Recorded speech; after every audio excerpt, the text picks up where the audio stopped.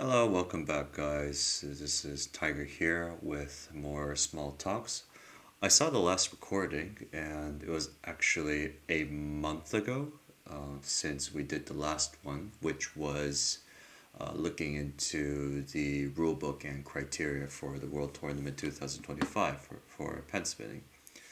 It's been a while. Honestly, there hasn't really been much content going on, as well as work has been a bit busy these days. So, yeah, I haven't really got the chance to talk to you guys. So, hopefully, this could continue as long as my time is scheduled is available. So, yeah, let's start this all over again. So, for Pennsylvania World Tour in 2025, I know people are sort of curious to hear people's opinions about it regarding the videos. But as of now, from my understanding here, for participants, so the signups are over. It just ended at August 16, and today is the 21st. It just became the 21st for Japan here, and I'm pretty sure this is still this is based on America time. So, 2 more days until the full participant list will be released. So, we can take a look at that later during the time. I also know that there are a few participants that have already submitted their first round videos.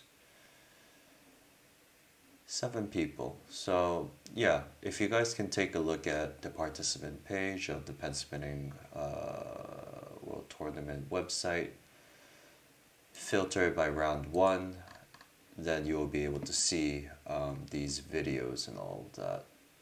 I think recently I saw Chilpan, Disc, and Tilt as well.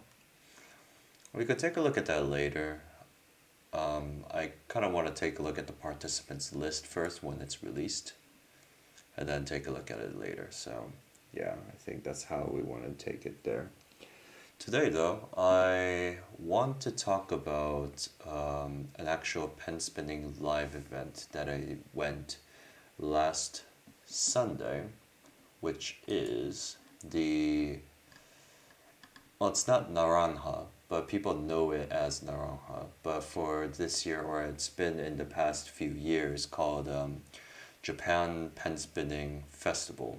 In Japanese, it's Nippon Pen Spinning Festival. So that's where the NPF abbreviation comes from. It was a very exciting event to join. I was only there for a partial time because I wasn't really interested with all the events going on. But yeah, it was like about 200 people joining in, including children, I think below middle school, honestly. It was it was like this last year as well, but pen spinning is becoming sort of a juggling sort of hobby thing for mainly focused to targeting children around elementary school to high school. And when those middle school or elementary school children come into an event where it was formerly just dudes spinning the pen, I guess the parents get a bit anxious that their child will be joining an offline event. So that's why they're accompanied with their parents to join in. So yeah, this whole event is a 1 day event organized. I think for this year it will be the Association of Japan Pen Spinning, which is here, and including that there is Spinner K, who is doing the main organizing and all that. And for sponsors, there's Spend Gear. Naranja is also part of their sponsorship. M Nor Nope. So there are international sponsors as well. I'm not sure to what aspect they are supporting. The sponsors are supporting. Maybe they sell their own products at the event itself. So yeah, it was done at August 17th. To join, you had to pay 1,000 yen to join in, which is about $10 if a dollar is 100 yen. It's probably even cheaper if you take into consideration of inflation in Japan. So yeah, if you guys are interested in coming into the event, it's a once in a year event, but if the date matches, it might be a good chance to see some spinners there. I attended there with one of my friends there, and there were many old spinners to new spinners as well, and a lot of spinners that I have not even heard of before, not even online and all that sorts. So it's kind of like nice to see that it seems like the hobby itself is active, although like the community itself seems to be sort of disbanded or not disbanded. Like they're in many locations and all that, and it's not really unified into one community. But it is those few times where people can join up and communicate and all that. The crux of this, the difficulty is though. I think there isn't really much communication in between the spinners because the parents are also there as well. So it kind of like gives this weird, awkward moment between that. So, in the end, the when the event is during is a recess time where people are free to discuss. The children accompanied with the parents don't really talk to other spinners. Meanwhile, like experienced spinners sort of talk to each other because they know each other online and all that. So I guess that's something that needs to be worked on, or maybe something that needs to be accepted. But it was a fun event for me personally, since I was able to meet some old spinners that have been communicating for a very long time. Aside from that, I'm pulling up the schedule here, and I joined in after lunch because I wasn't really so interested in the other events. But there are certain events organized and prepared by the organizers of it. I think Kay and Ocha did their own performance as well. There is like the junior and pen spinning performance contest where you do live standing pen spinning, and the judges will judge your performance, and whoever goes first, second, or third, they receive prizes and all that. And that's it for the contest. And then after that, there seems to be a CV collaboration video release. So there are there's a cloud fund is it crowdfunding or crowdfunding? I forgot what this is supposed to mean, but you can make donations into the event itself to support the whole event itself. And if you donate a certain amount of money, you get to um, promote your own collaboration video live at the event.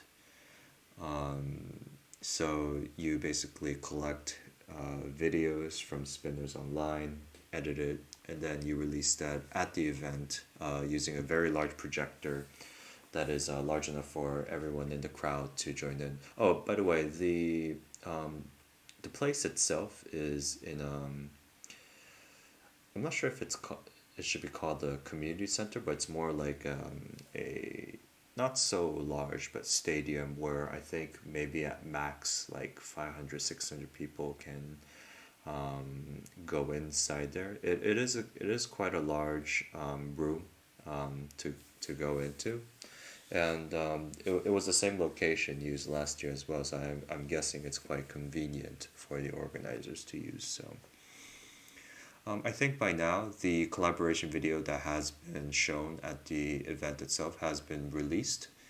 If I recall correctly, yeah, so there's Calamus, the Spin Remain. I think Alex Peem Superwood was also there, which was very surprising. I think we can do sort of like a reaction or an explanation of what those spins are doing, maybe at another time. Um, there was also Twilight Glow, which was edited by Mawasi, which is a prominent Japanese JB spinner team in JB. So that was exciting as well. What I did want to talk about though is here it says penma shikente, but there's a pen spinning certification per se here, and I personally took this with my friend as well, shown here. So there are tiers, I guess. There's like the challenge tier, the basic tier, advanced tier, and then the expert tier.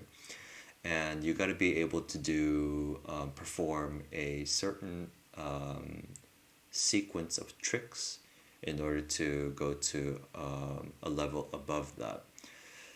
Right now, they only offer trick lists up to advanced. So this is like the list. It's all in Japanese, but I can sort of try to explain it here.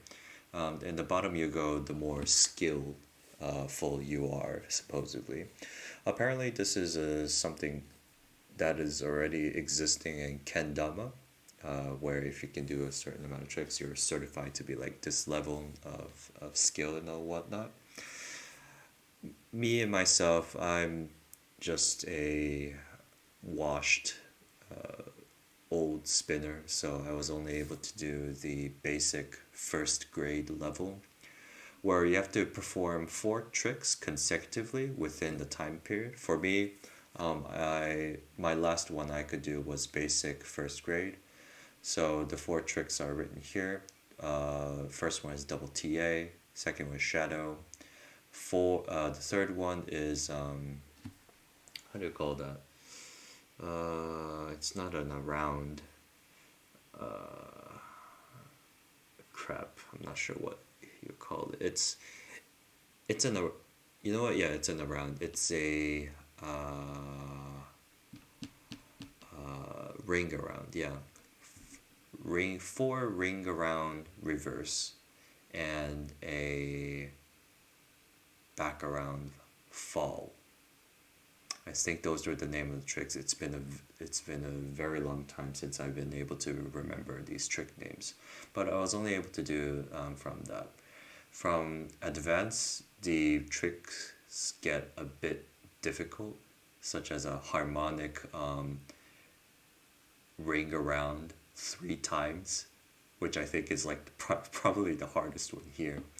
The others are like Neosa, continuous palm spin, FLTA, power pass, punkan, spider spins. Those are easy. For some reason, this advanced, the lowest grade of advanced, you have to do the ring, the harmonic ring around and reverse three times in a row within a minute, and you have to do that two times or something, I think, and to do that.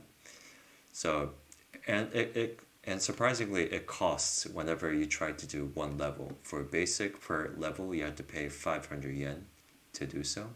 And from advanced, you have to pay 1,000 yen, which is like $10 or something per level. So you gotta be really prepared in order to try to get certified to a certain level here. For myself, it seems like there's a sticker that sort of proves that you passed that test, and there's the date there.